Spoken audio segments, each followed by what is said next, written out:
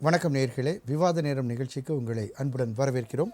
இன்று நாம் விவாதிக்கக்கூடிய தலைப்பானது போதிய பணம் இல்லாததால் தேர்தலில் போட்டியிடவில்லை, சர்ச்சையான மத்திய அமைச்சர் நிர்மலா சீதாராமன் விளக்கம். தமிழிசை எல் முருகன் பணம் படைத்தவர்களா காங்கிரஸ், அண்ணாமலை செல்வ கணபதி வேட்புமனு ஏற்பிலும் சர்ச்சை என்ற தலைப்பில் தான் நாம் இன்று விவாதிக்க இருக்கிறோம்.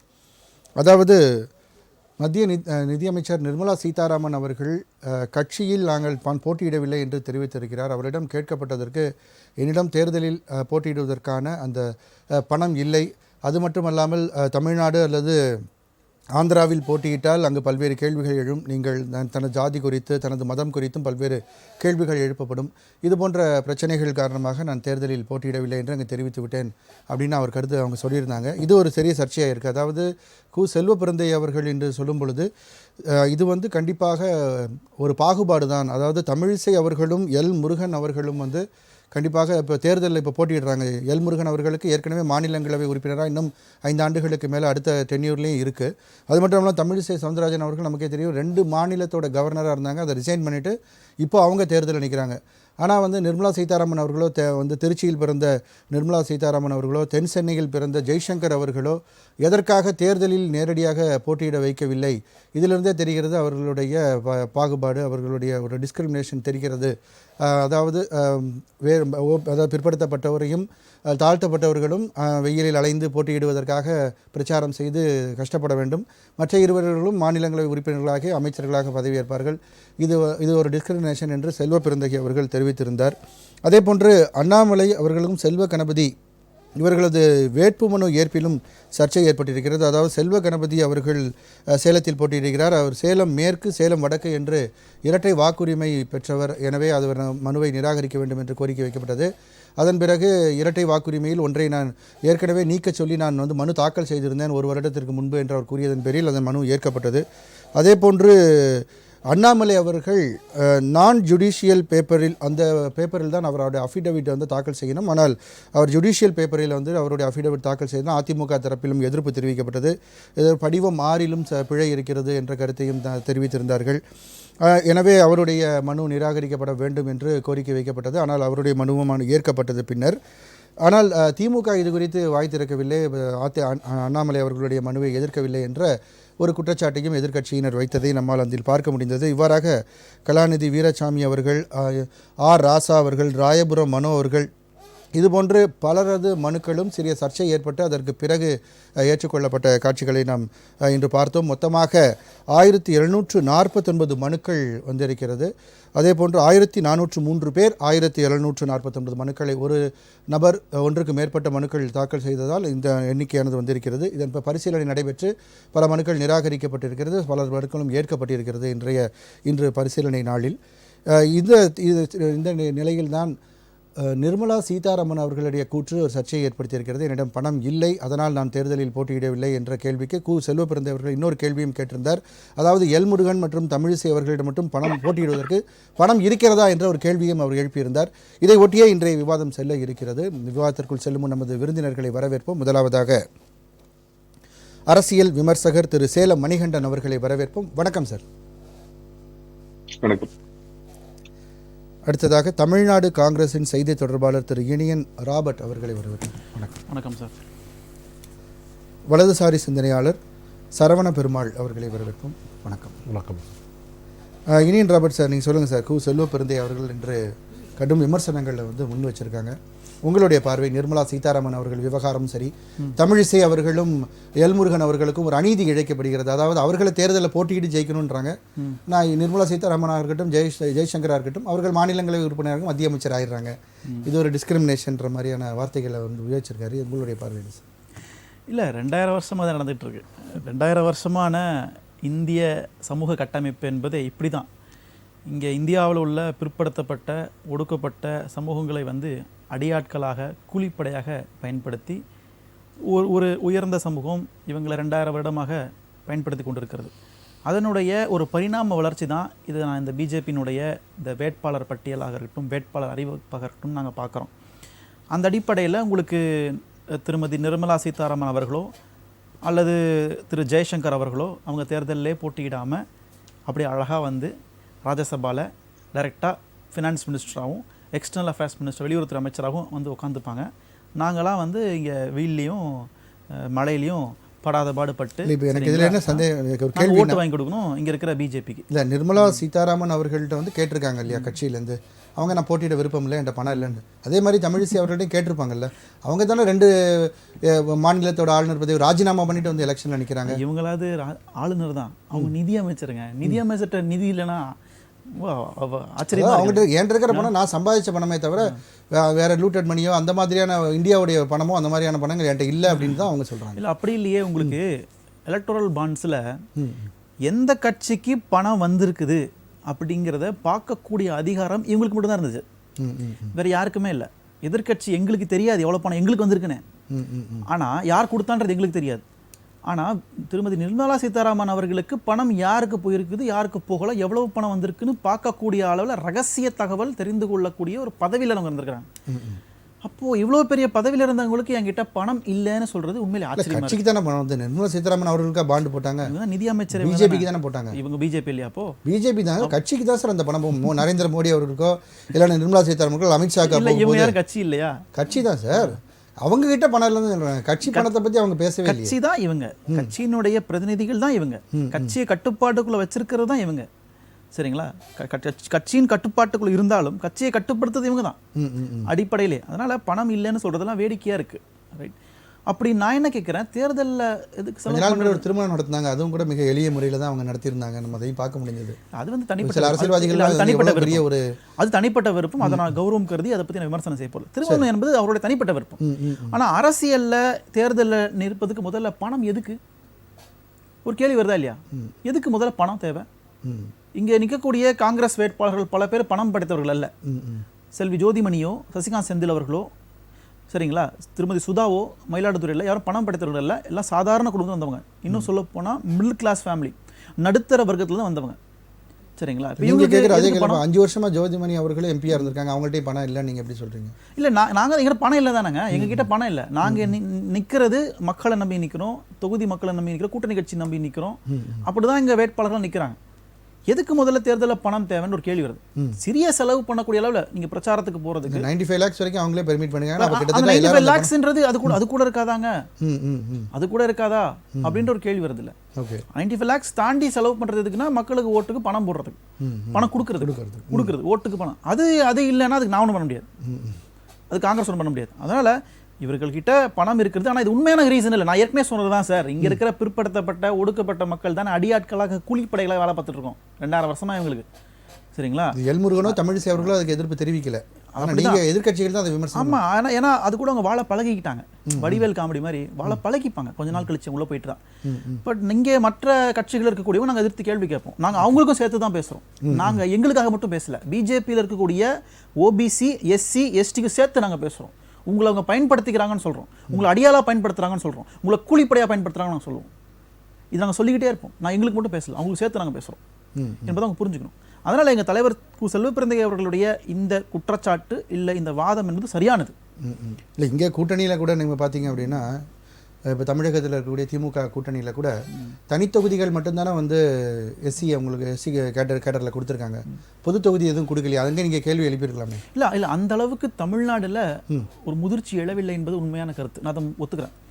தமிழ்நாட்டில் ஒரு ஒடுக்கப்பட்ட தலித் சமூகத்தை சார்ந்த ஒருவரை பொது தொகுதியில் நிறுத்துவதற்கான ஒரு சூழ்நிலை தமிழ்நாட்டில் இன்னும் எழவில்லை. அதை நான் வெளிப்படையாக ஒத்துப்பேன். சரிங்களா? அந்த அளவுக்கான ஒரு புரிதலோ அந்த அளவுக்கு ஒரு முதிர்ச்சியோ தமிழ்நாட்டில் எழவில்லை. ஆனால் மற்ற மாநிலங்களை பார்க்கும் பொழுது இங்கே அந்த மாதிரியான பெரிய சிக்கல்கள் இங்கே இல்லை. சரிங்களா? மற்ற மாநிலங்களை விட இப்போ உத்தரப்பிரதேசத்தை விட, சரி, நீங்கள் உத்தரப்பிரதேசத்தில் நீங்கள் ஒரு தனித்தொகுதியில் நிற்கக்கூடிய வேட்பாளர், வட இந்தியாவில் நிற்கக்கூடிய வேட்பாளர் முழுமையாக கையை கட்டி கொண்டு ஐயா சாமி நீங்கள் என்ன சொன்னாலும் கேட்பேன் சாமி அப்படின்னு சொல்லக்கூடிய ஒரு வேட்பாளர் நிறுத்துவாங்க. நம்ம ராம்நாத் கோவிந்த் மாதிரி. சரிங்களா? கோயிலுக்குள்ளே விடலைன்னா கூட அவர் ஒன்றும் சொல்ல மாட்டார். குடியரசுத் தலைவராக இருந்தாலும் கூட அவர் கோயிலுக்கு விட மாட்டாங்க, பூரி ஜெகநாத் கோயிலுக்குள்ள, ஆனால் அமைதியாக இருப்பார். அந்த மாதிரி வேட்பாளர்களை தேர்ந்தெடுத்து போடுவாங்க. ஆனால் தமிழ்நாட்டில் இங்கே தமிழ்நாட்டில் ரிசர்வ் தொகுதியில் நிற்கக்கூடியவங்க திருப்பி எதிர்த்து கேள்வி கேட்பாங்க. அந்த பயம் இருக்கு. சரிங்களா? அந்த பயத்தை ஏற்படுத்தினது பெரிய மந்திரி பதவிகள்லாம் கொடுக்கப்படுகிறது. அவங்கள நம்ம வந்து டிஸ்கிரிமினேட் பண்ணிட்டோம்னா எதிர்த்து கேள்வி கேட்பாங்கன்ற அச்சம் இங்கே எல்லாருக்கும் இருக்கு. சரி சார், தொடர்ந்து பேசலாம் சார். திரு சரவண பெருமாள் சார், அதற்கு நீங்கள் என்ன சார் சொல்கிறீங்க? அதாவது தொடர்ந்து இந்த டிஸ்கிரிமினேஷன் வந்து பாஜகவில் இருக்குது, எல்லாருக்காக தான் நாங்கள் பேசுகிறோம் அப்படின்றாங்க. அனைவருக்கும் மாலை வணக்கம். சக கருத்துரையாளர்களுக்கும் நெறியாளர்களுக்கும் அனைத்து டெக்னீஷியன்களுக்கும் தமிழ் நெஞ்சங்களுக்கும் உலக தமிழ் நெஞ்சங்களுக்கும் என்னோட பொன்னான கருத்துக்களை தமிழ் கடவுள் முருகனோட திருவடிகள் என்று தெரிவிக்கிறேன். முதல்ல நம்ம சப்ஜெக்டுக்குள்ளே போயிட்டு ஐயா சொன்ன பாயிண்ட்டுக்கு நான் வரேன். நான் அதாவது இப்போ நல்லா பார்த்தீங்கன்னா இந்த நிர்மலா சீதாராமன் அம்மையார் சொல்லியிருப்பது தேர்தலில் போட்டியிடுவது என்னிடம் பணம் இல்லை அப்படின்றது ஏற்கனவே இது ஹிஸ்டாரிக்கலாக ஐயாவுக்கு தெரியுமான்ற பி.கே. சால்வே நாக்பூரில் முதல் முறையாக மேயர் எலெக்ஷனில் ஆஃப்டர் இண்டிபெண்டன்ஸ் சுதந்திரம் அடைந்த பிற்பாடு பிரசாத் கிருஷ்ண ராவ் சால்வே அப்படின்னு சொல்லிட்டு நாக்பூரில் மேயர் எலெக்ஷனுக்கு போட்டியிடுறதுக்காக அவருக்கு காங்கிரஸில் டிக்கெட் கொடுக்குறாங்க. அவர் என்ன சொல்கிறாருன்னா, நான் போட்டியிட விரும்பலை, என்கிட்ட பணம் கிடையாது. ஆனால் அவர் என்ன சொல்கிறாங்கன்னா, நீ தான் நிற்கணும்னு சொல்லி அவரோட நண்பர்கள்லாம் வலியுறுத்துகிறாங்க. நாங்கள் ஆதரவு தெரிவிக்கிறோம், நீங்கள் நில்லுங்க, நாங்கள் போஸ்டர் அடிக்கிறோம், இது பண்ணுறோம் அப்படின்னு சொல்லி நாங்கள் கேம்பெயினிங்லாம் நாங்கள் அவங்க சொல்ல வர கருத்து உங்களுக்கு புரியுது? அந்த பாயிண்ட் தான் வரேன் நான். ஜெய்சங்கர் அவர்களுக்கும் என்ன ஒரு ஜாதிய ரீதியிலான ஒரு முன்னுரிமை அளிக்கப்படுகிறதா அப்படின்ற கேள்வி. எந்த ஜெய்சங்கர் அவர்களுக்கும் வெளியுறவுத்துறை அமைச்சர் நிர்மலா சீதாராமன் அவர்களுக்கும் தேர்தலில் போட்டியிடாமலே தேர்தல் அரசியலே அவங்க சந்திக்காமல் மக்களை சந்திக்காமல் வேற மாநிலத்தில் கூட அவங்க ராஜ்யசபா. அதுதான் சார், அதுதான் நான் வரேன் உங்களுக்கு. முதல்ல இதை முடிச்சுக்கிறேன் நான். சொல்லுங்க. ஏன்னா பி.கே. சால்வே அவர்கள் போட்டியிட்டார், வெற்றி பெற்றார். பணமே செலவு செய்யாமல் போட்டியிட்டார். எதுக்கு பணம்? அதுதான் சார், அதுதான் நீங்க இப்ப எதுக்கு இந்த ஹிஸ்டாரிக்கல் அவர் சொல்றாரு 2000 வருஷம் அடிமைகள் அப்படின்லாம் சொல்றாரு இல்லையா. நான் இந்த கடந்த ஒரு 1947 இருந்து என்ன நடந்திருக்கிறத நான் சொல்றேன் நான். சரிங்களா? பணமே இல்லாமல் தான் போட்டியிட்டார்கள். ரெண்டாவது உதாரணம் இவங்க யாரு, நம்ம சுமித்ரா மகாஜன் 2014 தேர்ந்தெடுக்கப்பட்ட லோக்சபா தேர்தலில் போட்டியிட்டுவாங்க. 3 முறை லோக்சபா தேர்தலில் போட்டியிருக்காங்க. அவங்க முதல் முறை போட்டியிட்ட போது அவர்களோட பேட்டியை நான் உன்னிப்பாக கவனித்து 1 மணி நேரம் 45 நிமிஷம் பேட்டி கொடுத்துருக்காங்க அவங்களோட அரசியல் வாழ்க்கை பற்றி. வீடு வீடாக போய் ஒருத்தருக்கிட்டையும் 50 காசு ₹1 அப்பயே நான் சொல்றது 80களில் வாங்கி அவங்க போட்டிட்டு இருக்காங்க. ஸோ தேர்தல் செலவுகள் நீங்கள் அப்போ இருந்த தேர்தல் செலவுகள் வேற. இப்போ 95 லட்சம் தேவைப்படுது பெரிய கான்ஸ்டிடுவன்சினா. சின்ன கான்ஸ்டிடுவன்சினா 75 லட்சம். இப்போ பணம் இல்லை அப்படின்றது எல்லாருக்குமே பணம் இல்லை. இப்போ நானே சுயேட்சையாக போட்டிடணும் தான் முடிவு பண்ணியிருந்தேன். நான் போட்டியிடல, ஏன்னா என்கிட்ட பணம் இல்லை இப்போதைக்கு. ஓகே. ஸோ அந்த அளவுக்கு செலவு பண்ண முடியாது. இது 7 வட சென்னையில் போட்டிடணும் அப்படிதான். அந்த மாதிரி செலவு செய்வதற்கு பணம் இல்லை அப்படின்றது அவங்களோட தனிப்பட்ட கருத்து. கட்சியின் கருத்தாகவோ இல்லை நான் கட்சியில் ஆதரவு கேட்டோ நிற்க வேண்டிய அவசியம் அவங்கவுங்க சுய. அது நீங்க கேட்ட கேள்வி ராஜ்யசபையிலிருந்து அவங்க பதவி சுகங்களை அனுபவிக்கிறார்கள் அப்படின்றது. நீங்க தான் அந்த கான்ஸ்டிடியூஷனே கட்டமைச்சிருக்கீங்க. காங்கிரஸ் பீரியட்ல அமைச்ச கான்ஸ்டிடியூஷன் தான். இதே பி.கே. சால்வே மேயராக இருந்த முதல் மேயர், நாக்பூரோட முதல் மேயராக இருந்த ஜாயிண்ட் செக்ரட்டரியா இருந்தார். வழக்கமா நடக்கக்கூடிய ஒரு நடைமுறை தான் இது. ராஜ்யசபைன்னு தனியா வச்சிருக்காங்க. அதுக்கு தான் நீங்க சச்சின் டெண்டுல்கர் மாதிரி ஆளுங்களுக்கு எல்லாம் பதவி கொடுத்தீங்க. ஏன் இந்த சித்தார் வாசிக்கக்கூடிய அவரு முக்கியமான இன்னைக்கு இளையராஜாவுக்கு பதவி கொடுத்திருக்காங்க. இவங்கெல்லாம் என்ன அவங்க என்ன தெருவில் நின்று போட்டிட்டு அவங்க வர்றது அவங்க கௌரவமான பதவி சார். அவங்க மத்திய அமைச்சராக மாற போறது இல்லையா? இல்ல, மத்திய அமைச்சராக மாறதுக்கு வாய்ப்பு இருக்கு. அவங்க எல்லாமே ராஜ்யசபை மெம்பர் ஆயிட்டாலே மத்திய அமைச்சர் நாளைக்கு கொடுத்தா கூட. எம்பியா இருக்கும்போது அவர் பார்லிமெண்ட்டுக்கே வரலன்ற சர்ச்சையெல்லாம் போயிருந்தது. யாருங்க? சச்சின். ஆமா, அவரோட அட்டெண்டன்ஸ் ரொம்ப புவர். அவர் 5% to 10% கூட கிடையாது. ஓகே, அது உண்மைதான்.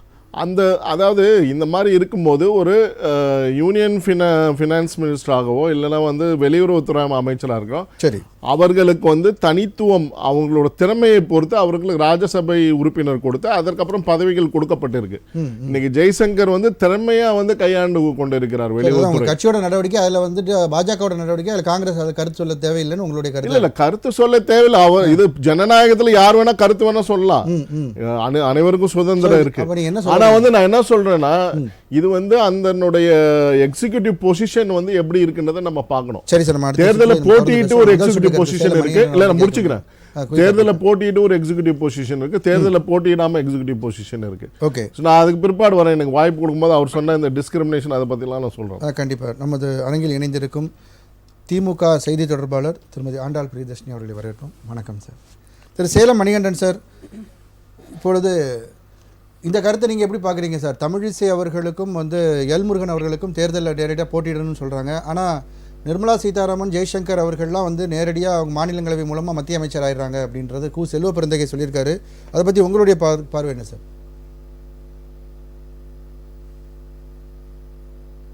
மணிகண்டன் சார். ஓகே சார், இணைப்பில் ப்ராப்ளம் இருக்குன்னு நினைக்கிறேன். மேம், உங்களுடைய கருத்தை நீங்கள் பதிவு பண்ணுங்கள் இந்த விஷயத்தில். நிர்மலா சீதாராமன் அவர்கள் குறித்து செல்வ பெருந்தகை அவர்கள் சொல்லியிருந்தாங்க. அது மட்டும் இல்லாமல் எல் முருகன் இன்றைக்கி பேசும்பொழுது 3 ஆண்டு கால திமுக ஆட்சியில் மக்கள் அதிருப்தி, அதனால் மக்கள் அவர்கள் புறக்கணிப்பார்கள் கண்டிப்பாக அப்படின்னு சொல்லி அவருடைய பேட்டியிலையும் சொல்லியிருக்காரு. ஒட்டுமொத்தமாக இந்த விஷயங்கள் பற்றி உங்களுடைய முதல் சுற்று கருத்து. முதல்ல எல் முருகன் அவர்கள் அந்த கிளீஷேடு டெம்ப்ளேட் டயலாக்ஸ்னு ஒன்று இருக்குல்ல, அதை அப்படியே கோர்ட்டில் எடுத்து குடும்ப ஆட்சி இதெல்லாம் சொல்லி இதெல்லாமே அந்த கிளீஷேட் டயலாக்ஸ், இந்த வார்த்தைகளை விட்டு அவங்களுக்கு சொல்றதுக்கு எதுவுமே இல்லை. 3 ஆண்டு ஆட்சியவே இந்த மாதிரி ஒரு அதிருப்தினா 10 ஆண்டு காலம் நரக சூழலை இந்தியாவில் உருவாக்கிய இந்த பிஜேபி ஆட்சி மீது நமக்கு எப்படிப்பட்ட வெறுப்பு இருக்க முடியும், எப்படிப்பட்ட அதிருப்தி இருக்க முடியுங்கிறதெல்லாம் புரிஞ்சுக்கிட்டு பேசணும். எல் முருகன் என்று, எல்போர்டு முருகன் என்றும் பொதுமக்கள் சொல்லுகின்ற அவர் சார்ந்திருக்கின்ற துறையில் எப்படி மிக மோசமாக செயலாற்றி கொண்டிருக்கிறாருங்கிறதெல்லாம் எல்லாம் மக்கள் பார்த்துட்டு தான் இருக்காங்க. அவர் குறிப்பாக ஆல் இண்டியா ரேடியோ தூர்தர்ஷன் அமைச்சருங்கிறதுனால கூடுதலாக எனக்கு அதில் அக்கறை இருக்குது. அதில் எவ்வளவு மோசமாக நிகழ்வுகள் நடந்து கொண்டிருக்கின்றன, செயல்பாடுகள் இருக்கின்றனங்கிறத நானும் பார்க்குறேன்ல. அந்த மாதிரி முறையில் அவர் சொல்வது எல்லாமே இந்த வழக்கமான வசனங்கள், திரைப்பட வசனங்களை, எழுதி கொடுத்த வசனங்களை பேசுகிற மாதிரி பிரதமர் முதற்கொண்டு இவர் வரைக்கும் எல்லாரும் அப்படி தான் பேசிகிட்டு இருக்காங்க. அதை தாண்டி நம்முடைய மாண்புமிகு நிதியமைச்சர் இவ்வளவு தூரம் நம்முடைய இந்தியாவின் தேர்தல் அமைப்பை, ஜனநாயக முறையை கொச்சைப்படுத்த முடியுமா அப்படிங்கிறது ஒரு மிகப்பெரிய கேள்வி. ஏன்னா 7 நாள் யோசிச்சாங்களாம், 10 நாள் யோசிச்சாங்களாம்.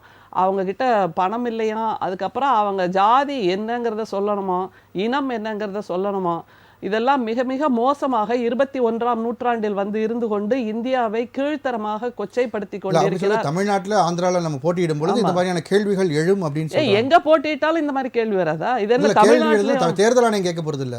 அந்த தொகுதி எந்த தொகுதியில அதிகமான அந்த மக்கள் இருக்காங்கன்ற மாதிரியான விஷயங்கள் எந்த தொகுதியில யார் நின்னாலும் இந்த கேள்விகள் வரத்தானே செய்யும். எல்லாரும் தன்னை பற்றிய விவரங்களை சொல்லிட்டு தானே நிக்க முடியும். அது ஒண்ணும் ரகசியம் இல்லையே. நம்ம எலக்டோரல் பாண்ட் மாதிரி ரகசியமா காக்க வேண்டியது ஒண்ணும் இல்ல இல்ல. சுப்ரீம் கோர்ட் கேட்டா கொடுக்குற மாதிரி தேர்தல் ஆணையம் கேட்டா கொடுக்க வேண்டிய விஷயங்கள் தான். அதுவும் இதெல்லாம் மூடி மறைச்சு பேச வேண்டிய விஷயமும் இல்லை. அதை தாண்டி அவர் சொல்றாங்க ஹை அண்ட் 2 ஹை கமாண்ட் இவங்கள்ட்ட சொன்னாங்களாம், தமிழ்நாட்டிலேயாவது ஆந்திராலையாவது போட்டிடுங்க அப்படின்னு. அப்போ பிறந்த வீட்டிலும் அவர்களுக்கு மரியாதை இல்லை, புகுந்த வீட்டிலும் மரியாதை இல்லைங்கிறத அவங்களே ஒத்துக்கிறாங்க. அந்த அளவுக்கு இவருடைய செயல்பாடுகள் இருக்கின்றன. அதை தாண்டி அந்த காம்பவுண்ட் ஃபண்டுக்கு நான் ஒன்றும் உரிமையாளர் இல்லை அப்படிங்கிறாங்க. இந்தியாவோட காம்பவுண்ட் ஃபண்ட் அப்போ யாராவது ஒருத்தரால் கையாளப்படுகிறதா, அது ஒரு கேள்வி வருது. அது தவிர இந்த தேசத்தில் தான் ஒரு காமராஜரும் ஒரு கக்கனும் நின்று போட்டியிட்டு தேர்தலில் வென்று அமைச்சர்களாகவும் ஆனார்கள், முதலமைச்சர்களாகவும் ஆனார்கள். அப்ப கம்யூனிஸ்ட் பார்ட்டியில ஜெயிக்கிறாங்கல்ல, அவங்கெல்லாம் எந்த பின்புலத்தில் எந்த பணபுலத்தில் ஜெயிக்கிறாங்க? கொள்கை தான் அவர்களுடைய செயல்பாடுகள். செயலே சிறந்த சொல். திமுகவே பணம் கொடுத்தது கம்யூனிஸ்ட், அதெல்லாம் நீங்க சொல்லலாம் எவ்வளவு வேணாலும், அதற்கெல்லாம் ப்ரூஃப் இருக்காங்கிறது ஒரு கேள்வி. சரி, ஒரு ஓகே அதை ஒத்துக்கிட்டாங்கனால ஒரு பணம்ங்கிறது ஒரு அடிப்படை தேவை இல்லையா ஒரு கட்சிக்கும்? அதற்காக கொடுத்திருக்கலாம். கம்யூனிஸ்ட் ஜெயிக்கிறாங்க பணம் இல்லாம எப்படிங்க நீங்க பணம் கொடுத்திருந்தாலும். ஆனாலும் நீங்க இப்படி எடுத்துக்கோங்க, பொதுவா கம்யூனிஸ்ட் அந்த கிரவுட் ஃபண்டிங்ன்ற மாதிரி உண்டியல் குலுக்கி சேர்த்தவர்கள் மிகப்பெரிய வரலாறு இருக்கு. அதையெல்லாம் நீங்க மறைச்சிட முடியாது. அதனால இப்போ இவங்க சொல்றது, அப்ப பிரைம் மினிஸ்டரும் அமித்ஷா அவர்களும் சொல்லியிருக்காங்கன்னா, அண்ணாமலை என்ன சொன்னாரு, எனக்கு போட்டியிட விருப்பம் இல்லை, ஆனால் எனக்கு பிரதமர் சொன்னதால் நான் போட்டியிடுகிறேன் அப்படிங்கிற. அப்ப இந்த அம்மா பிரதமர் சொன்னா கூட நான் கேட்க மாட்டேன்ற ஒரு ஸ்டாண்ட் எடுக்கிறாங்களா? அப்ப இது அப்பர் ஹேண்ட் ஆகுதா? பிரதமரை விட நான் உயர்ந்தவள், பிரதமரே சொன்னால் கூட நான் கேட்க அப்படி மாட்டேன். பார்க்கலாமே, நீங்க வந்துட்டு பிரதமருக்கு அந்த ஜனநாயகம் அந்த கட்சியில நிறைய இருக்குன்னு அப்படி அடேங்க அப்பா, அப்படி எடுத்துக்கலாமே. எப்படி நீங்களே எடுத்து கொடுக்குறீங்க இல்ல, போல நீங்க இருக்கு. அது எந்த இந்த perceptionல பார்க்கலாம் கட்சியில் இல்லையா? ஓகே, எந்த கட்சியில் கொஞ்சம் கூட ஜனநாயகம் இல்லையோ அதுதான் பிஜேபிங்கிறத நீங்க ஒத்துக்கணும்.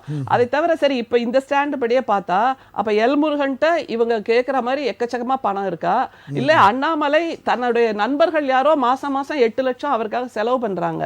இவ்வளவு நீண்ட வாழ்க்கை வாழ்ந்திருக்க கூடிய ஒரு பெண்மணிக்கு அப்படி செலவு பண்றதுக்கு யாரையும் சேர்த்து வைக்கலையா? அது ஒரு கேள்வி. அது மாதிரி தமிழிசை அவங்க அஃபிடவிட்ல கொடுக்குறாங்க, எனக்கு சொந்த கார் கூட இல்லைன்னு. இதெல்லாம் ஜோக் ஆஃப் த டெக்கடா, செஞ்சுரியா, ஜோக் ஆஃப் த கண்ட்ரியா, ஜோக் ஆஃப் பிஜேபியான்னு தெரியல. அதுதான் நான் சொன்னேன், நகைச்சுவை காட்சிகளாக தொடர்ந்து அரங்கேற்றி கொண்டே இருக்கிறார்கள். 2 தகர பெட்டியோட வந்தவர் போட்டியிட முடியுதுன்னா, ஒரு ஜேஎன்யூல படிச்சு லண்டன்ல போய் வாழ்ந்திருக்கிற ஒரு பெண்மணி, இவ்வளவு நீண்ட காலம் அரசியல் அனுபவம் பெற்றிருக்கக்கூடிய ஒரு பெண்மணிக்கு தேர்தலில் போட்டியிடவில்லைன்னு ஒரு வார்த்தையில சொல்லிருக்கலாம். இந்த மாதிரியான போட்டியிட காரணங்கள் தான் விருப்பம் இல்லை. காரணம் செயல்பாடுகள் சரியில்லை, கொள்கைகள் சரியில்லை. இந்தியா எப்படி இந்தியாவின் கழுத்தில் தூக்கு கயிறை இந்த அம்மா நிதியமைச்சராக இருந்து மாட்டினார்கள். இன்னமும் அந்த மூச்சடைச்சு போய் நிக்கிறாங்க எல்லா மக்களும், 140 கோடி மக்களும். அதுல இருந்து வெளியே வரவே இல்லை. அப்படியாக அவர்களுக்கு மனசாட்சின்னு ஏதோ இருந்து உறுத்துது போல இருக்கு. அவங்களுக்கு தெரியுது தான் நின்னா ஜெயிக்கவே மாட்டோம், 0 ஓட். அவருடைய இது பர்சனலா சொன்னாலும் அவருடைய கணவரின் ஓட்டு கூட அவர் கிடைக்காது. அதுதான் உண்மை. அப்படிங்கிற விதத்துல இவங்களோட ஸ்டேட்மெண்ட் மிகவும் நகைச்சுவைக்குரியது அப்படிங்கிறத சொல்லணும். அது மாதிரி எல்முருகன் அவர்கள் சொல்லியிருக்கிறது நகைச்சுவைக்குரிய, இதெல்லாம் ஜோக்கு. இந்த தேர்தல் காலத்துல அண்ணாமலை அவர்கள் வந்துட்டு இன்னைக்கு அந்த இது பண்ணும்பொழுது அந்த அஃபிடவிட் தாக்கல் பண்ணது அதை நான் ஜுடிஷியரி பேப்பரில் பண்ணாமல் அதில் பண்ணியிருக்காரு. அப்படி பண்ணாமல் ஜுடிஷியரி பேப்பரில் பண்ணியிருக்காருன்ற பிரச்சனை வந்தது. ஆனால் அதிமுக கடுமையாக அதை வந்து எதிர்க்குது, நாம் தமிழர் கட்சி எதிர்க்குது. ஆனால் வந்துட்டு திமுக எதுவுமே அதை பற்றி பேசலை அப்படின்றாங்க. இப்போ பாஜகவும் அதான் ஒருவேளை அதான் பி டீம், பாஜகவுடைய பி டீம் தான் திமுக அப்படின்றாங்க. அப்படியெல்லாம் கிடையாது. இப்போ எதனால் அதை நீங்கள் எதிர்க்கலன்ற நிச்சயமா இல்லை. ஏன்னா இது எப்படியும் தெரியுது நமக்கு. அங்கே வந்து அவருடைய அந்த ஆஃபீஸரா, தேர்தல் அலுவலக இருக்க நியமிக்கப்பட்டிருக்கவரே அவருடைய நெருங்கிய நண்பர் அப்படிங்கிறாங்க.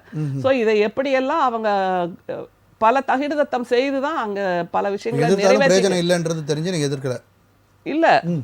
இதை என்ன எப்படி சொல்றது தெரியல எனக்கு. ஆனாலும் திமுக என்பது பார்த்து கொண்டுதான் இருக்கிறது, மக்கள் பார்த்துக்கிட்டு இருக்காங்க. இதை நாம திமுக அங்க எதிர்க்கலைன்னு சொல்றோம். அங்க இருந்த தன்னார்வலர்கள், தொண்டர்கள் எல்லாருமே பார்த்துட்டு தான் இருந்தாங்க. இப்படி வெளிப்படையா சொல்றோம்ல, இப்படி ஒவ்வொன்றா எக்ஸ்போஸ் பண்ணலாம். அது மிக முக்கியம் இல்லையா? ஒரு கட்சியை வந்து எக்ஸ்போஸ் பண்ணிட்டே இருக்கிறது. திரும்ப திரும்ப தவறுகளால் கட்டமைக்கப்பட்டிருக்கின்ற ஒரு கட்சி என்றால் அது பிஜேபி தாங்கிறது கூடுதலா இது ஒரு சாட்சி. அதை தவிர இன்னொன்னு, தேர்தல் ஆணையம் இவர்களுடைய கைப்பாவையாக இருக்கிறது. அதையும் இதுல இருந்து தெரிஞ்சுக்கலாம். ஏன்னா அந்த சுயேட்சைகளுக்கு இந்த மாதிரி தவறுகள் நடந்தபோது மறுத்திருக்காங்க. அது மாதிரி நாம் தமிழர் கட்சியும் இதை குரல் எழுப்பி இருக்கிறது. அப்படிங்கும்போது இவருடைய அஃபிடவிட் அப்ளிகேஷன் ஏற்றுக்கொள்ளப்பட்டிருக்கிறது. அப்படின்னா இது தேர்தல் ஆணையத்தை இவர்கள் தங்கள் இஷ்டத்துக்கு ஆட்டி படைத்துக் கொண்டிருக்கிறார்கள். தலையாட்டி பொம்மைகளைத்தான் அங்கங்கே அதிகாரிகளாக வைத்திருக்கிறார்கள் அப்படிங்கிறதா மிக முக்கியம். தொடர்ந்து பேசலாம். சேலம் மணிகண்டன் சார், நீங்கள் இந்த விஷயத்தை எப்படி பார்க்குறீங்க சார்? அதாவது மத்திய நிதியமைச்சர் நிர்மலா சீதாராமன் அவர்கள் போட்டியிடுவதற்கு பணம் இல்லை அப்படின்னு தெரிவிச்சிருக்காங்க. கடந்த 30 ஆண்டுகளுக்கு மேலாக தமிழ் மண் ராஜ் தொலைக்காட்சி நேயர்களுக்கு என்னுடைய வணக்கங்க. ரங்கநாதன், என்னோட ஆடியோ சரியா இருக்கா? Yes sir. ரைட்டுங்க. காங்கிரஸ்ல இருந்து தம்பி இப்ப என்கிட்ட பேசினாரு. நம்ம என்ன ஏதாவது காமெடி ஷோ நடத்துறோமா இல்ல டாக் ஷோ நடத்துறோமா? ஒரு அற்புதமான கேள்வி கேட்டாருங்க. எதுக்கு சார் தேர்தலில் போட்டியிடுறதுக்கு பணம் அப்படின்னு கேட்டாரு. எந்த உலகத்துல இருக்கிறாரு? இல்ல என்ன முழு பூசணிக்காய வந்து பவானி ஜமுக்காலம் போட்டு மறைக்கிறாரா? ஒரு காலத்துல தகரத்தை கண்டுபிடிச்ச காலத்துல இருந்து உலுக்கி அதுல காசை உண்டியல் கண்டுபிடிச்சு ஊர் ஊரா போய் வாங்கின கம்யூனிஸ்டுகளுக்கு போன தடவை வந்து அபிஷியலா திமுக கொடுத்த கணக்கு, ஒரு கம்யூனிஸ்ட் 10 கோடிக்கு விலைக்கு வாங்கணும், இன்னொரு கம்யூனிஸ்ட் 15 கோடிக்கு விலைக்கு வாங்கணும் அப்படின்னு தகர கூலிக்கு கம்யூனிஸ்டுகளுக்கே இந்த ரேட்டுங்கிறப்ப, இன்னைக்கு லெவல்ல ஒரு பாராளுமன்ற வேட்பாளர் நிக்கிறதுன்னா குறைஞ்சது 25 கோடி ரூபாய் காசு வேணும் அப்படிங்கிற யதார்த்தத்தை விட்டுட்டு பார்ட்டி காங்கிரஸ் கட்சியா இந்தியாவில இருந்து தொடர்ந்து அப்படி தொடர்ந்து எல்லைக்கு அப்பால் போயிடுச்சு. அது ஏன் அழிஞ்சு போச்சுங்கிற காரணம் தெரியுதுங்களா?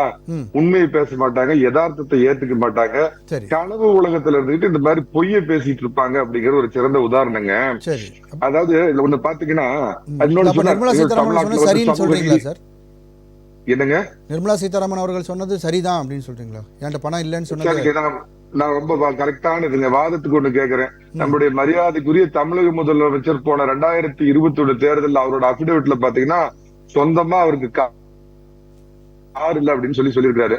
அது உங்களுக்கு உண்மையாப்படுதா? கண்டிப்பா அதுக்கான பதில நம்ம மேடம் அடுத்த சுற்றுல கேட்கலாம் சார். பேசுங்க சார். அவங்க பிறப்பால் அவங்க உயர் அதாவதுங்க அவங்க பாத்தீங்கன்னா உயர் சாதியை சேர்ந்தவர்.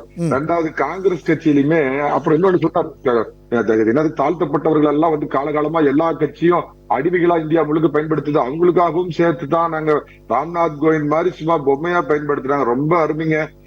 தம்பிக்கு ஒண்ணு சொல்லுங்க, சீதாராம் கேசரின்னு காங்கிரஸ்ல ஒரு தலைவர் இருந்தாரு, அவரை என்னெல்லாம் கேவலப்படுத்தி அசிங்கப்படுத்தி ஓடுறியா வெளியே நாங்க துரத்தி விட்டுமா அப்படிங்கிற அளவுக்கு நம்ம அம்மா சோனியா எப்படி எல்லாம் துரத்துனாங்க அப்படிங்கிறது தெரியும். அதே மாதிரி பூட்டா சிங்னு ஒரு மத்திய அமைச்சர் இருந்தார். அவர் சிங்கு அந்த சர்தார் பிரிவிலேயே தாழ்த்தப்பட்ட பிரிவினருக்கு எந்த மாதிரி எல்லாம் காங்கிரஸ் கட்சியில ஜெயில் சிங் ராஜீவ்காந்தி எதிர்த்தார் அப்படிங்கிறப்ப அந்த தாழ்த்தப்பட்ட ஜெயில் சிங்குக்கு என்ன மாதிரி எல்லாம் இவங்க பண்ணினாங்க அப்படிங்கறதெல்லாம் தெரியும்.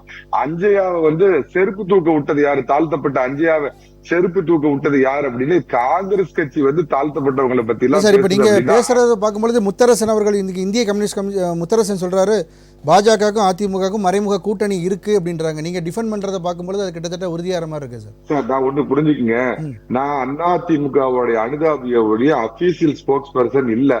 இங்க இந்த பிஜேபியை வச்சு எல்லாருமே ஒரு நெரேட்டிவ் செட் பண்றப்ப முத்தரசன் அவர்கள் சொன்ன வார்த்தையை தான் சொல்றேன். இல்ல அததான் சொல்றேன், ஒரு அரசியல் நானும் பார்வையாளர் அடிப்படையில எனக்கு இங்க பிஜேபி எல்லாருமே ஒட்டுமொத்தமா பிக்ஸ் பண்ணி பேசுறப்ப அதுக்கு கருணாநிதி ஒரு எலெக்ஷன்ல கேட்டாருங்க, இந்தியா உடன்பிறப்பே எப்படி வறுமையில் இருக்கிறதோ அது போல கழகமும் வறுமையில் இருக்கிறது, அதனால் ஆதரவு தாரீர் நிதிதாரீர், வெறும் ஆதரவு மட்டும் வேண்டாம் நிதிதாரீர்னு கேட்டாரு. பாவம் மெட்ராஸ் மவுண்ட் ரோட்ல அவ்வளவு பெரிய ஆபீஸ் வச்சிருக்கிறவங்களுக்கு பாவம் நிதி இல்லாம ரொம்ப கஷ்டத்துல இருக்கிறாங்களா? ஒண்ணு புரிஞ்சுக்குங்க, இங்க அந்த மாலை தயிர் சாத மாமினாங்க. அவங்க பைபான் பொலிட்டிஷியன் கிடையாது. சொல்ல போனா ஒரு 10 ஆண்டுகளுக்கு முன்பு அவங்க அரசியலுக்கு வந்தவங்க. நீங்களே சொன்னீங்களா, இங்க மூர்த்திங்கிற ஒரு அமைச்சரோட கல்யாண மண்டபம் எத்தனை கோடி, 100-150 கோடி போட்டு கட்டினாரு. ஆனா மத்திய நிதி அமைச்சரா இருக்கிற ஒரு அம்மா எவ்வளவு எளிமையா கல்யாணத்தை நடத்துறாங்க அப்படிங்கிறப்ப இயல்பாவே ஒருத்தர் பாக்குறப்ப தெரியும் அந்த அம்மா இந்த படோடாவும் இல்லாதவங்க. அதே மாதிரி எல் முருகனுக்கு பாத்தீங்களா வேர்வையில நனைஞ்சு வெயில்ல காஞ்சி போய் ஓட்டு கேட்கிறாரு. ஐயா 2021 சட்டமன்ற தேர்தலில் தோத்து போன முருகனை கூப்பிட்டு மத்திய அமைச்சர் பதவியும் நாமினேட்டட் ராஜ்யசபா எம்பி பதவியும் கொடுத்திருக்காங்க. இப்ப அதே மாதிரி தோத்து போயிட்டாலும் உனக்கு மினிமம் கேரண்டின்னு ஒரு ராஜ்யசபா எம்பி பதவியை அறிவிச்சுட்டு தான் அவர் போட்டியிட சொல்லியிருக்கிறாங்க. அந்த அம்மா தான் தயிர் சாத மாமி, ஊர்கா மாமி. ரஜினிகாந்துக்கு இங்க எப்படி கிளப்புவாங்க, மராத்தியம்பாங்க. அப்புறம் இங்க வசதியா நம்ம மராத்திங்கிறத விட்டுட்டு கன்னடக்காரம்பாங்க.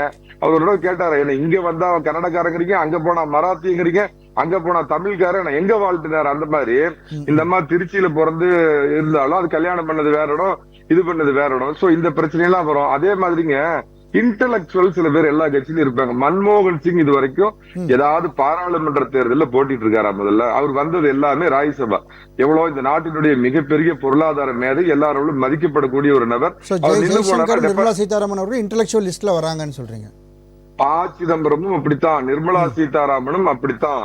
அருண்ஜேட்லின்னு ஒரு மிகப்பெரிய இன்டெலெக்சுவல் பிஜேபியில இருந்தார். அவர் நின்னார்னா டெபாசிட் கூட வாங்க மாட்டார். மன்மோகன் சிங் ஏதாவது மக்களவை தேர்தல் நின்றாருன்னா டெபாசிட் கூட வாங்க மாட்டார். ஆனா அவங்களுடைய அறிவு உயரத்தை நமக்கு ஏதாவது குறைச்சு சொல்றோமா? அந்த மாதிரி நிர்மலா சீதாராமனுக்கு சாதி ஒரு பிரச்சனை. எந்த இடத்துல அந்தமா ஒருவேளை கர்நாடகத்துல நின்னாங்கன்னா பார்த்தல கன்னடத்து பாப்பாத்திம்பாங்க, இங்க நின்னா தயிர் சாத மாமிம்பாங்க. எதில் எடுத்தாலும் சாதி கண்ணோட்டத்தோட பேசுறதுனால எதுக்கு? அதே மாதிரி ஜெய்சங்கர் அவரும் ஐயர் தான். அதே மாதிரி அவர் தமிழகத்துல ஆர்ஜின் அவருக்கு இருந்தாலும் அவருக்கும் தமிழகத்துக்கும் சொல்ல போனா 35 வருஷமா சம்பந்தமே கிடையாது. அவர் நாட்டிலேயே செட்டில் ஆகி யாரோ வெளிநாட்டு அம்மனியை கல்யாணம் பண்ணிட்டு இருந்தவர் எங்க கொண்டு போய் நிறுத்தி. ஆனா மிகச்சிறந்த ஒரு IPS வேலுமணி அவர்கள் தொடர்ந்து திமுகவுக்கும் அதிமுகவுக்கும் தான் போட்டி. பாஜக ஒரு அவங்களுக்கு 4% ஓட்டு தான் இருக்கு அப்படின்றத அடிக்கடி திருப்பி சொல்றாரு. அதை பத்தி நீங்க என்ன நினைக்கிறீங்க சார்? அது நிச்சயமா தமிழகத்தை பொறுத்த மட்டும் வெறும் வார்டு எலெக்ஷன் ஆகட்டும், எம்எல்ஏ எலெக்ஷன் ஆகட்டும், MP எலெக்ஷன் ஆகட்டும், பலம் பொருந்தி அதிமுகவிற்கும் திமுகவிற்கு விடையுமே தான் போட்டி. ஆனா பாஜகவும் நம்பர் 1 இடத்துல இருக்குது, அதை மறுக்கல. பேஸ்புக், ட்விட்டர், யூடியூப் இந்த மாதிரி சோசியல் மீடியாவில் அது நம்பர் 1 இடத்துல இருக்குது.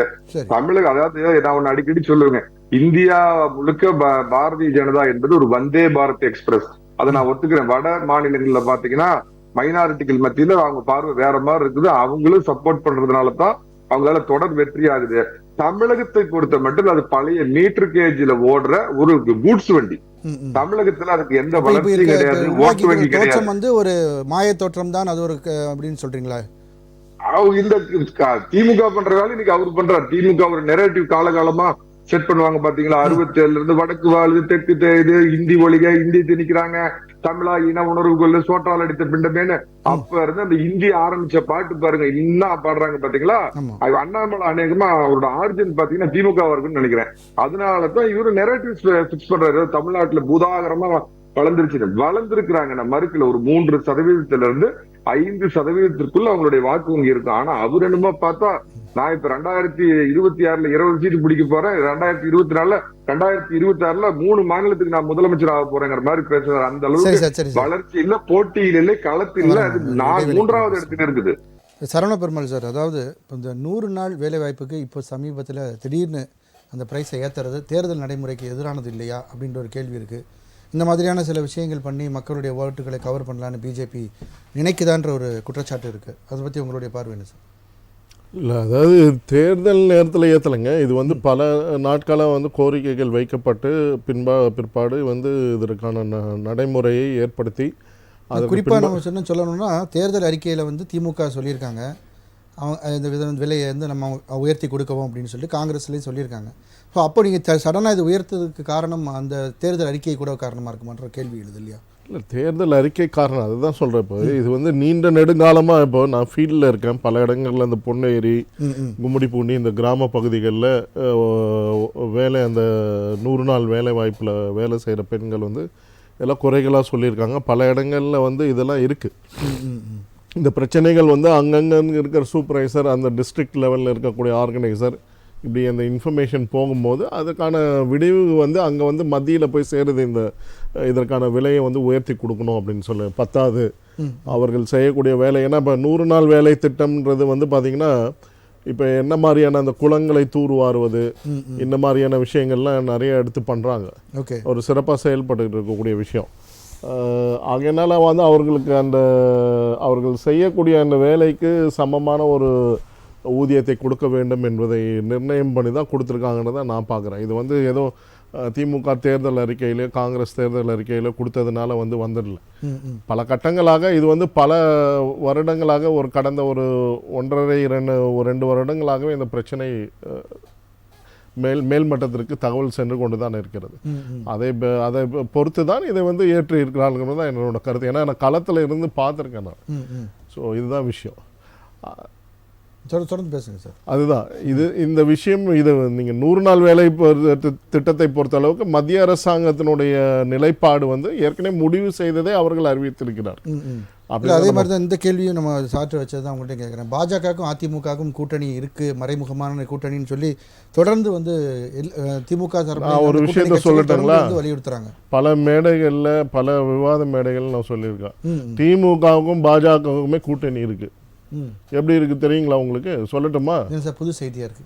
இதுதான் நிலவரங்க. இதுதான் நிலவரம். 250 சீட்டு வந்தா போதும், நாங்க வந்து இங்க ஒரு 30 சீட்டை கொடுத்து நாங்க உங்களுக்கு ஆட்சி அமைக்கிறதுக்கு ரெடியா இருக்கோம்னு சொல்லி யாருக்கு வாசல்ல போய் நீங்க யாரை வச்சு நின்னீங்கன்றத கருத்துக்கள்லாம் பல மேடைகள் நான் சொல்லியிருக்கேன், நான் விவாத மேடைகள்ல. ஏன்னா இது வந்து அரசியல் இதுல வந்து பாத்தீங்கன்னா ஒவ்வொரு லெவல் அரசியல் இருக்கு. கீழ்மட்ட தொண்டர்கள் அரசியல், மேல்மட்ட தலைவர்கள் அரசியல். மேல்மட்டத்தில் என்ன நடந்துட்டு இருக்கு அப்படின்றத நீங்க பாருங்க. இப்போ வந்து ஒரு தகவல் வருது பிரைம் மினிஸ்டர் ஆஃபீஸ்ல இருந்து. யாருக்கு வருது? மதுரையில் இருக்கிறவருக்கு. யாருக்கு வந்ததுங்க? பிடிஆர் பழனிவேல்ராஜன் ஐயாவுக்கும் வந்தது. பிரைம் மினிஸ்டர் போய் சந்திச்சாங்க. எதற்காக சந்திச்சாங்க, என்ன சந்திச்சாங்கன்னு வெளிப்படையா திமுக சொல்லட்டும்.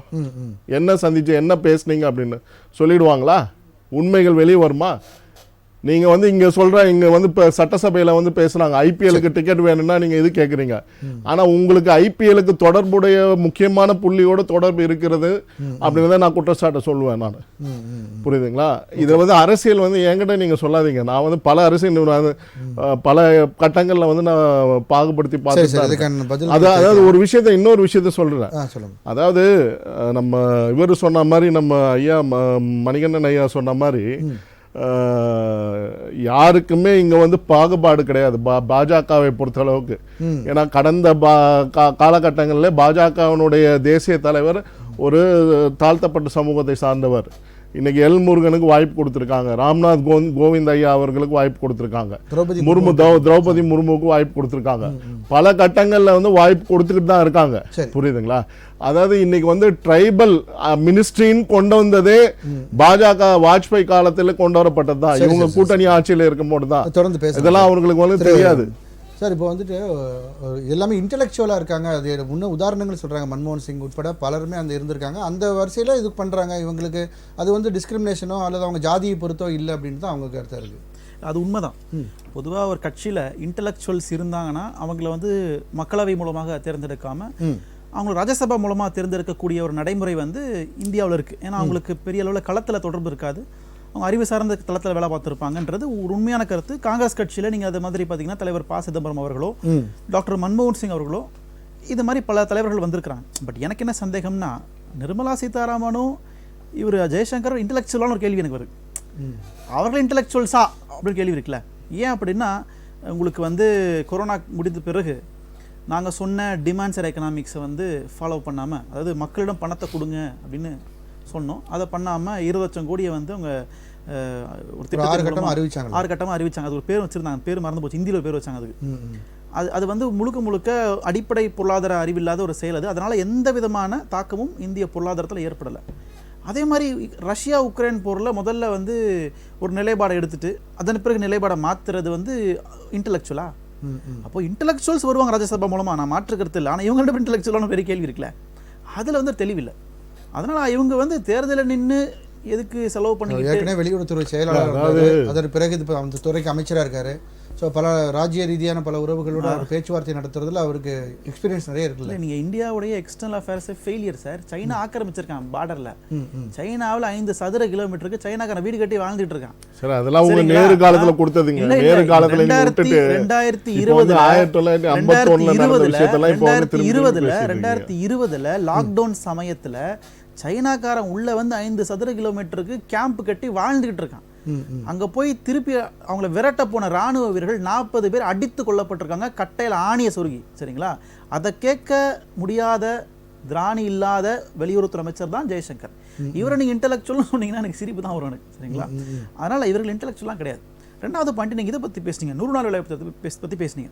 100 நாள் வேலைவாய்ப்பு மகாத்மா காந்தி தேசிய ஊரக வேலைவாய்ப்பு திட்டத்தை உருவாக்கியது காங்கிரஸ். அதை உருவாக்கிய பொழுது இந்த பிஜேபியை சார்ந்தவங்க, நிலம் வச்சிருக்கிறவங்க, இந்த பண்ணையார்கள், சரிங்களா, அந்த ப்ரிவிலேஜா இருப்பாங்கல்ல, யாரா இருந்தாலும் பரவாயில்ல, இவங்க எல்லாரும் என்ன பண்ணாங்கன்னா அந்த ஒரு திட்டத்துக்காகவே பிஜேபி சப்போர்ட் பண்ணாங்க. 2014 நாடாளுமன்ற தேர்தலில் எனக்கு கூலிக்கு ஆள் கிடைக்க மாட்டேங்குது அப்படின்னு ஒரு பரப்புரையை மேற்படுத்தி இவங்க வேணும்னே பிஜேபிக்கு போய் ஓட்டு போட்டாங்க இவங்க எல்லாம். சரிங்களா? அன்னைக்கு திட்டத்தை எதிர்த்த பிஜேபி ஆட்சிக்கு வந்தவுடன் நிதியை குறைத்த பிஜேபி லாக்டவுனில் தான் பாடம் கற்றுக்கிட்டாங்க. அதாவது திட்டம் வந்து இந்தியாவினுடைய நரம்பு மண்டலமாக செயல்படுகிறது. இந்தியாவில் உள்ள கடைகோடி மனிதர்களுக்கும் பணத்தை கொண்டு போய் சேர்க்கறதுல 100 நாள் வேலைவாய்ப்பு திட்டம் மிகப்பெரிய பங்களிப்பு வகிக்கிறதுன்னு எப்போ அந்த அறிவு உங்களுக்கு வந்ததுன்னா, இந்த இன்டெலெக்சுவல்ஸுக்கு, சோ கால்டு இன்டெலெக்சுவல்ஸுக்கு எப்போ வந்துச்சு அப்படின்னா அது கொரோனா காலகட்டத்தில் வந்துச்சு. அதன் பிறகு என்ன பண்ணாங்கன்னா திருப்பி கொரோனா காலத்தில் அதிகமான ஃபண்டிங்கை பம்ப் பண்ணி அதன் மூலம் மக்களுக்கு கொண்டு போய் சேர்த்தாங்க. இன்னைக்கு நாங்கள் கொண்டு வந்த திட்டத்தை கழுவி ஊற்றுனாங்க. இன்னைக்கு அதே திட்டத்தை ஆதரித்து நிதி உயர்த்திருக்கிறாங்க என்பது காங்கிரஸ் கட்சிக்கு கிடைத்த வெற்றி. சரி சார், தொடர்ந்து பேசலாம் மேம். அதாவது இப்போ தமிழிசை அவர்கள் இன்னைக்கு பேசும்போது தமிழ்நாட்டுக்கு அந்த வெள்ள நேரத்தில் நிதி கொடுக்கலன்னு சொல்கிறதா, நாங்கள் வந்து 600 கோடி ரூபா 2 கட்டமாக கொடுத்தோம், அது மட்டும் இல்லாமல் 28 பைசான்னு சொல்லி பிரதமரை எப்படி பேசணும்னு கூட தெரியாமல் உதயநிதி அவர்கள் பேசிகிட்டு இருக்காரு. ஏன் நாங்கள் மொத்தமாக அந்த அவங்க கேட்ட பணத்தை கொடுத்தா மொத்தமாக சுருட்டிக்க வா அப்படின்ற மாதிரியான ஒரு கேள்வி எழுப்பியிருக்காங்க. ரொம்ப கீழ்த்தரமாக போயிட்டு இருக்கு. 28 பைசா பிரதமர்னு சொல்றது உண்மையை தானே உண்மையை சொன்னா ஏன்பா இவங்களுக்கெல்லாம் கோபம் வருது? நாம கொடுக்குற 1 ரூபாய்க்கு நீங்க எங்களுக்கு திருப்பி கொடுக்கறது 28 பைசாங்கிறது உண்மைதான்ங்கிறத நிதியமைச்சர்கிட்ட போய் கேட்க சொல்லுங்க நம்ம தமிழிசைய. அது மாதிரி அதனால நேற்றுக்கே எல்முருகன் அவருக்கு விளக்கம் சொல்லியிருந்தாங்க. அதாவது நம்ம கோயம்புத்தூர்லேயும் திருப்பூர்லேருந்து வர பணத்தை வந்து நமக்கு வட்டி தமிழ்நாடு வரியாக வர பணமாக இருக்கட்டும், இப்போ ராமநாதபுரத்துக்கு நம்ம செலவு பண்ண வேண்டியது அத்தொகை அதிகமாக இருக்கலாம். முன்னேறிய மாநிலங்களுக்கு நம்ம மாவட்டங்களுக்கு நம்ம வந்து கம்மியாக செலவு பண்ணுவோம்.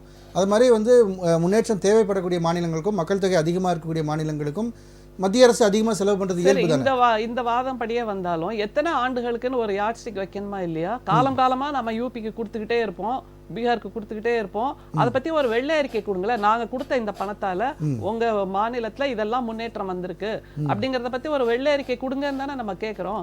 அதை கொடுக்கவே இல்லையே. இன்னமும் பாவர்ட்டி லைன் கீழே தானே இருக்காங்க எல்லாரும். அதை தவிர இன்னும் நிறைய 25 கோடி பேர் பாவர்ட்டி லைன் வெளியே வந்துட்டாங்க. அது வந்து எப்படின்னா அது திரும்பவும் ஒரு ஜூம்லா. என்னன்னா 100 ரூபாய்ங்கிறது பாவர்ட்டி லைன் சொல்லியிருப்பாங்க காங்கிரஸ் ஆட்சி காலத்துல. இவர் வந்த உடனே என்ன பண்ணார்? 100 ரூபாய் இல்ல 50 ரூபாய் சம்பாதிச்சாலே அதான் பாவர்ட்டி லைன் சொன்னா அந்த கேப்ல உள்ளவங்க எல்லாம் கீழே வந்துட்டாங்கல்ல, உயர்ந்துட்டாங்கல்ல, பாவர்ட்டியை விட்டு மேல வந்தாச்சுன்னு அர்த்தம். அப்படிதான் இவங்க உயர்த்திக்கிறாங்களே தவிர இது உண்மையாக பாவர்ட்டி லைன்ல இருந்து வரல. இன்னமும் அந்த நடுத்தர மக்கள்ங்கிறவங்க இன்னமும் மோசமான வறுமை நிலைக்கு போயிருக்காங்க. யார் கையிலயும் சேமிப்புங்கிறது இல்லைங்கிறதா உண்மை. அதை முதல்ல ஞாபகம் வச்சுக்கணும். அப்புறம் ஐயா பேசும்போது தேர்தல் விதிமுறை மீறலா அப்படின்னு நீங்க கேட்டீங்க. அந்த 100 நாள் வேலை வாய்ப்புக்கான சம்பளத்தை கூட்டி கொடுக்கறதுங்கிறது இல்லை அப்படிங்கிறாங்க. இதுல இருந்தே தெரியுது அந்த எளியவர்கள். அவர் சொல்றாரு ஃபீல்டுல போய் நான் பேசியிருக்கேன் எல்லார்ட்டையும். அந்த எளியவர்கள் குரல் நகர்ந்து நகர்ந்து நகர்ந்து ஒவ்வொரு மாநிலமா போய் டெல்லி அடையறதுக்கு 10 வருஷம் ஆகுதுப்பா. இதுதான் இவ்வளவு. அப்புறம் இன்னொன்னு அப்புறம் இன்னும் நீங்க கொஞ்சம் அமைதியா இருங்க சார். எல்லாரும் நீங்க பேசும்போது நாங்கெல்லாம் அமைதியா இருக்கோம். தவறான தகவலை வந்து பதிய கூடாது. நான் சொன்னது வந்து 1.5 வருஷத்துல இருந்து 2 வருஷம். கொஞ்சம் அமைதியா மறுபடியும் நீங்க வந்து திமுகல பொய் பிரச்சாரம் மாடல கொண்டு வராதீங்க. நீங்க கொஞ்சம் அமைதியா இருங்க. இந்த வலதுசாரிகள் பொய் பிரச்சாரம் மாடல சொல்லாதீங்க. ஏன்னா உங்க அஃபிடேவிட் உங்க தலைவர் பதிவு பண்ண அஃபிடேவிட்ல நான் வந்து வாடகை கொடுக்குறேன் அப்படின்னு சொல்றாரு. அவர் சொந்த வீட்டுல அண்ணாமலை அவர்கள் தான் தொடர்ந்து போய் பேசுறாங்க. இன்னைக்கு கனிமொழி அவர்கள் குற்றம் ஒரு நிமிஷம் என்ன போய் பேசிருக்காங்க? அவர் வெளிப்படையா சொல்லியிருக்காருங்க, என்னோட நண்பர்கள் பணம் கொடுக்குறாரு. இவரு தலைவர் என்ன சொல்றாரு? அவரோட அஃபிடேவிட்ல நான் வந்து வாடகை கொடுக்குறேன் இந்த வீட்டுக்கு. ஒரு நிமிஷம் அந்த அஃபிடேவிட்ல அவர் 8 லட்சம் மாசம் மாசம் என் நண்பர்கள் செலவு பண்ணாங்கிறது உண்மைதானே? அவர் தானே சொன்னார், நாங்க சொல்லலையே. அப்புறம் என்ன எல்லாத்தையும் பொய்ங்கிறாரு? வலதுசாரிகள்னு வர்றவங்க அவங்க இஷ்டத்துக்கு இதை சொல்லிட்டு போறாங்க. திமுக பத்தி கட்சியில இருந்து வருகின்ற எங்களுக்கு ஒரு கடமை இருக்கு. கொஞ்சம் அமைதியா இருங்க சார், கொஞ்சம் அமைதியா இருங்க. திரும்ப திரும்ப இதே பேசிட்டு 10 வருஷம் நீங்க சொல்றாதீங்க. திரும்பவும் இதேதான். 10 வருஷமா நீங்க உயர்த்தவே இல்ல. இப்ப தேர்தல் வந்தப்புறம் உயர்த்துறீங்கன்னா அப்ப என்ன அர்த்தம்? 10 வருஷமா ஆச்சு உங்களுக்கு கேட்கறதுக்கு. அதைத்தான் நாங்க சொல்றோம். அப்படி தேர்தல் விதிமுறை மீறல்னா பிரதமர் காபந்து பிரதமரா இருக்கும்போது பூட்டானுக்கு போய் அங்க இந்தியாவின் சார்பில் பல வாக்குறுதிகளை கொடுத்திருக்கிறார்ங்கிறதும் தேர்தல் விதிமுறை மீறல். தமிழிசை வந்து அஃபிடேவிட்ல வந்து எங்களுக்கு பணம் இல்லைன்னு சொன்னாங்க, நகைப்புக்குரியதா இருக்குன்னு சொன்னீங்க. சேலம் மணிகண்டன் சார் ஒரு கேள்வி வச்சாரு, ஸ்டாலின் அவர்கள் எனக்கு காரே இல்லைன்னு வந்து போன தேர்தல் அஃபிடேவிட் தாக்கல் பண்ணாருன்னு. அதுக்கெல்லாம் நான் முதல்ல நான் இதுக்கெல்லாம் பதில் சொல்லிடுறேன். சொல்லுங்க. அது மாதிரி பெட்ரோல் கேஸ் விலையை இப்பதான் குறைச்சிருக்காங்க. இந்த 10 வருஷமா குறைக்கவே இல்லையே. பிரதமருக்கு அதெல்லாம் கொண்டு வாங்க, விலையை குறைப்போம். நீங்க ஏன் வந்து நான் இன்னைக்கு ஒரு விஷயத்தை சொல்றேன் சார். இவங்க தேர்தல் அறிக்கையை வச்சு நான் ஒரு விஷயத்தை சொல்றேன். நான் பேசணுமா வேண்டாமா? இல்ல சார், அவங்க முடிச்சுக்கிட்டு நம்ம அடுத்த சுற்றுல பேச தொடர்ந்து பேசுங்க. இல்ல திரும்ப திரும்ப இவங்களோட வழக்கமே இதுவாதான் இருக்கு. வார்த்தைக்கு வார்த்தை வாயாடிட்டு இருக்காங்க. நான் பெட்ரோல் டீசல்ல ஜிஎஸ்டில வந்து கட்சிக்குள்ளே ஒரு மாற்று கருத்துக்கள்லாம் இருந்தது இல்லையா? பெட்ரோல் டீசல்ல ஜிஎஸ்டிகளை கொண்டு வரலாம் அப்படின்றதுல கட்சிக்குள்ளே சில மாற்று கருத்துக்கள்லாம் இருந்தது. மாற்று கருத்துகள் இருக்கிறது கூடவே கூடாதுன்னா இது ஜனநாயகம் தானே. மாற்று கருத்துகள் இருக்கும். கன்சென்சஸ் ஒன்னு கொண்டு வரணும். எல்லாரும் கூடி பேசி எது சிறப்பாக இருக்குமோ அந்த திட்டத்தை கொண்டு வர வேண்டியது ஜனநாயகத்தோட கடமை. அது மாதிரி இன்டெலெக்சுவல்ஸ்ங்கிறாங்க. அவங்க எல்லாம் இந்துத்துவா பியூரோக்ராட்ஸ்னு சொல்லுங்க. இன்டெலெக்சுவல்ஸ் இல்ல. அதுக்கும் இதுக்கும் நிறைய வித்தியாசம் இருக்கு. இன்டெலெக்சுவல்ஸ் பலரையும் பார்த்தவங்க தான் நாம எல்லாருமே. அதே மாதிரி இன்னொன்னு ட்ரைபல் மினிஸ்ட்ரின்னு ஒன்னு உருவாக்கினதே நாங்க தான் அப்படின்னு கிளைம் பண்றாரு. இப்ப சமீபத்துல 1.75 lakhs ஹெக்டேர்ஸ் தனியாருக்கு தாரை வார்த்தது பிஜேபி தான். அது மாதிரி மணிப்பூர்லயே அவ்வளவு பெரிய இனக்கலவரத்தை உருவாக்கினாங்கன்னா அந்த பழங்குடி மக்கள் வாழ்கின்ற அந்த மலை பிரதேசத்திலிருந்து அவங்களை விலக்கிட்டு அதை முழுக்க முழுக்க தனியாருக்கு தாரை வாக்கணும். அதான் அதானி அம்பானி ஆத்ம நிர்பார்ங்கிறது அதுதானே. அப்படியாக உருவாக்க வேண்டும்ங்கிறது அவங்களோட இது. அப்புறம் இன்னொன்னு பாஜகவுக்கு பாகுபாடே கிடையாது அப்படிங்கிறாரு. அது வந்து எப்படின்னா ஒரு தங்க கூண்டுல கொண்டு போய் பறவை அடைக்கிற மாதிரி உங்களுக்கு உயர்வான பதவி கொடுப்போம், வாய் பொத்தி கை பொத்தி வாய் மூடி இருங்க அப்படிங்கறத அவங்க சொல்றது. திரௌபதி முர்மு அவர்களுக்கு என்ன மரியாதை இவர்கள் கொடுத்தார்கள்? அதை சொல்லுங்க. யாரால தனித்துவமாக இயங்க முடிகிறதா? ஒற்றை பிரதமரை, ஒரு முகத்தை தானே நம்ம பார்த்துட்டு இருக்கோம். ஏதாவது ஒரு அமைச்சர் தனியாக தன்னிச்சையாக செயல்பட்டு இருக்கிறார் பிஜேபியிலன்னு எங்க சொல்ல முடியுதா? எல்லா இடத்துக்கும் நான் தான் வருவேன். கடலுக்குள்ள போய் மயிலிறக சொருகினாலும் நான் தான், இல்ல ராணுவ வீரர்கள்ட்ட போய் கேக் வெட்டி கொண்டாடினாலும் நான் தான் அப்படின்னு திரும்ப திரும்ப. கொஞ்சம் அமைதியா இருங்க, கொஞ்சம் அமைதியா இருங்க, கொஞ்சம் அமைதியா இருங்க. அப்படியாக எல்லா இடத்திலும் ஒற்றை முகத்தை தான் பதிவு செய்கிறார்களே தவிர நாங்க பதவி கொடுத்துட்டோம். பதவி என்பது ஒரு சிறைச்சாலையாகத்தான் இருக்கிறது, ஒரு தங்க கூண்டாக இருக்கிறதுங்கிறத நீங்க புரிஞ்சுக்கணும்.